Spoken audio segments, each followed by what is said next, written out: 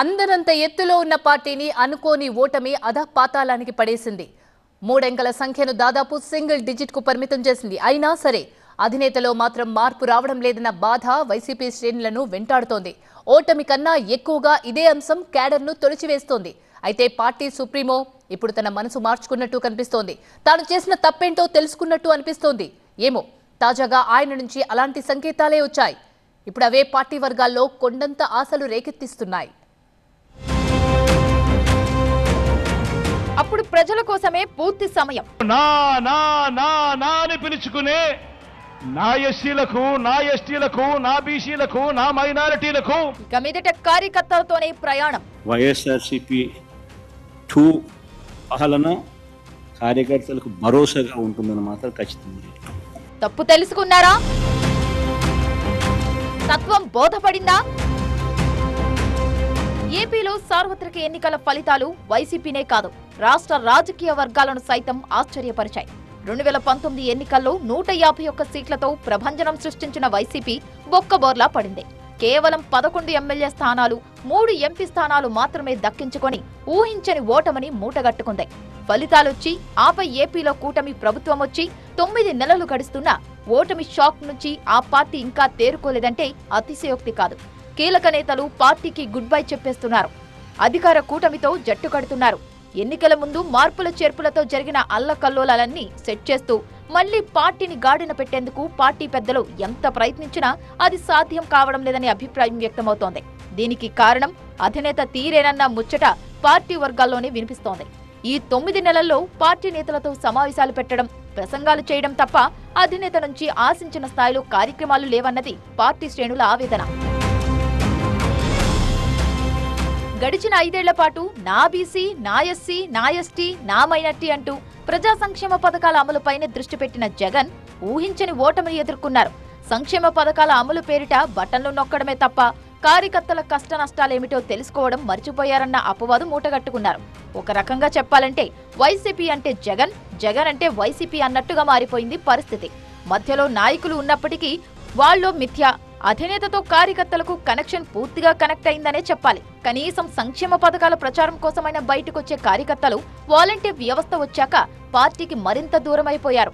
MLA కన్నా ఒక వాలంటీరే powerful గా మారిన వేళ కార్యకర్తలకు విలువెక్కడుంది అన్నట్టుగా తయారైంది వైసీపీ శ్రేణుల పరిస్థితి. తమ బాగోగులు పట్టించుకునేవారు లేకుండా పోయారనే ఆవేదన క్యాడర్ను వెంటాడింది. ఎట్టకేలకు వైసీపీ శ్రేణులు ఎదురుచూస్తున్న రోజు రానే వచ్చింది. సార్వత్రిక ఎన్నికల్లో ఘోర ఓటమి తర్వాత పార్టీతో పాటు ప్రజలకు దూరంగా ఉంటూ క్యాడర్లో కన్ఫ్యూజన్ క్రియేట్ చేసిన అధినేత జగన్మోహన్ రెడ్డి ఇక తాను మారిన మనిషినట్టు క్లారిటీ ఇచ్చేశారు. వైసీపీ తొలి టర్మ్ ప్రజల కోసం, ఇక మీదట నా ప్రయాణం కార్యకర్తల కోసం అంటూ తాను ఎత్తుకోబోతున్న కొత్త పంథాను ప్రకటించారు. ఒక నాయకుడిగా, ఒక పార్టీ నాయకుడిగా, ఒక లీడర్గా, కార్యకర్తలకు ఒక తండ్రిగా చేయగలిగింది బహుశా నా దృష్టిలో నేను తక్కువ చేసినానని నాకు అనిపించింది. ఎందుకు అనిపించింది అని అంటే ఈరోజు వైఎస్ఆర్సీపీ కార్యకర్తలు ఈరోజు పడతా ఉన్న బాధలు చూసి, ఈరోజు చంద్రబాబు నాయుడు అనే వ్యక్తి వాళ్ళకు పెడతా ఉన్న కష్టాలను చూసి, నిజంగా వాళ్ళను చేస్తూ ఉన్న హెరాస్మెంట్ని చూసి, ఇవన్నీ చూసినాక వాళ్ళకు మంచి చేయాలి. వాళ్ళ మీద ఎవరైతే సులుం ప్రదర్శించినారో వాళ్ళందరికీ బుద్ధి రావాలి. పోలీస్ డ్రెస్ ఉంది కదా అని చెప్పి నీ ఇష్టం వచ్చినట్టుగా నిన్ను ఇల్లీగల్గా అరెస్ట్ చేయకూడదు. There's got be some account of responsibility. అలాంటి వాళ్ళతో, ఆ అన్యాయం చేసిన వ్యక్తితో, అన్యాయం చేయబడిన వీళ్లకు సెల్యూట్ కొట్టించి క్షమాపణ చెప్పిస్తారు. ముఖ్య నేతలు పార్టీని వదిలి వెళ్తున్నా, ప్రత్యర్థులు ఎదురుదాడి చేస్తున్నా తన తీరింతే అన్నట్టుగా 9 నెలల పాటు కాలం వెళ్లదీసిన జగన్ కు ఇప్పుడు తత్వం బోధపడినట్టు తెలుస్తోంది. ఇలాగే కొనసాగితే పార్టీ పుట్టి మునగక తప్పదని అర్థం చేసుకున్నట్టు తెలుస్తోంది. ఈ పరిస్థితికి గల కారణమేంటి, జరిగిన తప్పిదమేంటి అనే విషయంలో జగన్ ఒక క్లారిటీకి వచ్చారన్నది మాత్రం తాజా వ్యాఖ్యల్లో స్పష్టమవుతోంది. అధికారంలోకి వచ్చింది మొదలు, ఆ తర్వాత అది దూరమయ్యేదాకా పార్టీ హైకమాండ్ కు, క్యాడర్ కు పూరించిన గ్యాప్ వచ్చిందనేది వాస్తవం. ఆ గ్యాప్ కూడా పార్టీ ఘోర ఓటమికి ఒక ప్రధాన కారణమనే అభిప్రాయము ఉంది. గతంలో ఘోరంగా ఓడిన టీడీపీ 5 ఏళ్లు తిరిగేసరికి మళ్లీ పుంజుకుందంటే కారణం క్యాడర్ను కాపాడుకోవడమేనన్న విషయాన్ని జగన్ ఇప్పుడు అర్థం చేసుకున్నట్టు తెలుస్తోంది. అందుకే కార్యకర్తల నామస్మరణ అందుకున్నారు. కూటమి ప్రభుత్వం అధికారంలోకి వచ్చాక వైసీపీ కార్యకర్తలపై రాష్ట్ర వ్యాప్తంగా పలుచోట్ల దాడులు జరగడం పొలిటికల్ గా దుమారం రేపింది. వారిని పరామర్శించేందుకు వచ్చి రాజకీయ విమర్శలు చేయడమే తప్ప కార్యకర్తల్లో జోష్ నింపేలా, వారి పొలిటికల్ భవిష్యత్కు భరోసానిచ్చేలా జగన్ ఒక్క కార్యక్రమాన్ని తీసుకోలేదు. ఇలాగైతే కష్టం సార్, మారండి, మాతో కలిసి రండి అంటూ సొంత పార్టీలోనే నేతలు వాయిస్ రేస్ చేయడం మొదలుపెట్టారు నేతలు, కార్యకర్తలు. అయినా అధినేతలో చలనం లేకపోవడంతో చాలా మంది తమ దారి తాము చూసుకున్నారు. అయితే పార్టీకి జరుగుతున్న నష్టాన్ని గుర్తించిన జగన్ ఇక ఆలస్యం మంచిది కాదని భావించినట్టు తెలుస్తోంది. అందుకే కార్యకర్తలను కాపాడుకోవడానికి నేనున్నానంటూ ముందుకొస్తున్నారు. తమ కార్యకర్తలను వేధించిన ఏ ఒక్కరిని వదిలిపెట్టబోమంటూ హెచ్చరికలు జారీ చేస్తున్నారు.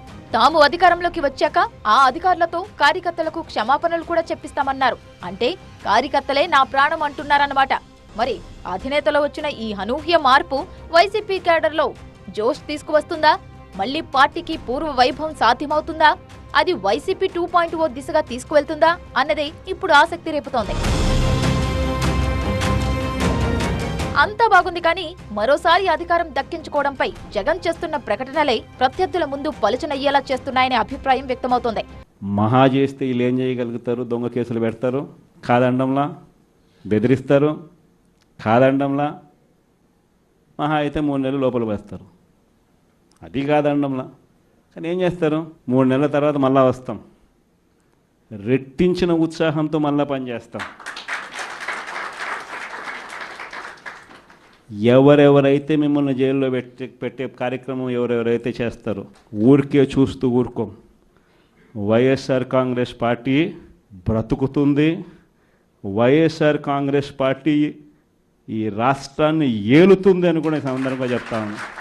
అసలే ఘోర ఓటమితో దెబ్బతిన్న పార్టీ, ఇప్పట్లో లేస్తుందనే నమ్మకం కూడా కనిపించని పార్టీ. అలాంటి పరిస్థితుల్లోంచి పార్టీని బయటపడేసి మళ్లీ గెలుపుబాట పట్టించడానికి ప్రయత్నాలు చేయకుండా, కార్యకర్తల్లో భరోసా నింపే కార్యక్రమాలు చేపట్టకుండా మళ్లీ వస్తాం, 30 ఏళ్లు అధికారంలో ఉంటాం అంటూ ధీరాలు పలకడం కరెక్ట్ కాదని రాజకీయ వర్గాలు అభిప్రాయపడుతున్నాయి. అధికారంలో ఉన్నప్పుడు కూడా ఇలాంటి అతి వ్యాఖ్యలే కొంపముంచాయన్న ముచ్చట సొంత పార్టీ వర్గాల్లో వినిపిస్తోంది. నేల విడిచి సాము చేయకుండా చెల్లాచెదురైన పార్టీని ఓ గాడిన పెట్టాలని కోరుతున్నాయి పార్టీ శ్రేణులు.